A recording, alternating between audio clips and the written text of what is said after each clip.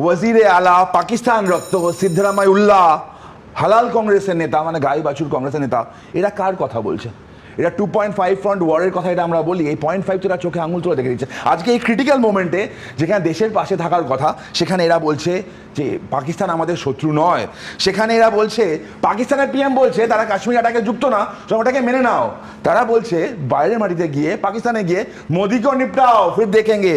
তারা বলছে, তাদের স্লোগান, যাত্রা থেকে স্লোগান উঠছে ভারত জোড়ো যাত্রায় নাকি পাকিস্তান জিন্দাবাদ। শোনা, আমার প্রশ্ন আছে, কোন জায়গায় তো এক হও। তোমাদের সময় যেগুলো হয়েছে সেগুলো হওয়া উচিত, আর কংগ্রেসের আমলে যেগুলো হয়েছে সেগুলো সব ভুল। সময় হয়েছে পাকিস্তান জিন্দাবাদ, আমাদের সময় হয়েছে আজকের দিনে দাঁড়িয়ে এই পজিশনে দাঁড়িয়ে যখন আমার দেশের মানুষরা মরলো অকারণে ঘুরতে গিয়ে, তখন বলা হয় যে পাকিস্তান বলছে মানে ওই কথাটা মেনে নাও। তখন বলা হচ্ছে পাকিস্তানের বিরুদ্ধে অ্যাকশন নেওয়ার দরকার নেই। মণিশঙ্কর রায়ের মতো সিনিয়র লিডার একজন বলবে যে ওদের অ্যাটম বোম আছে, ওটাকে রেসপেক্ট করো। এগুলো মানতে হবে আমাদেরকে।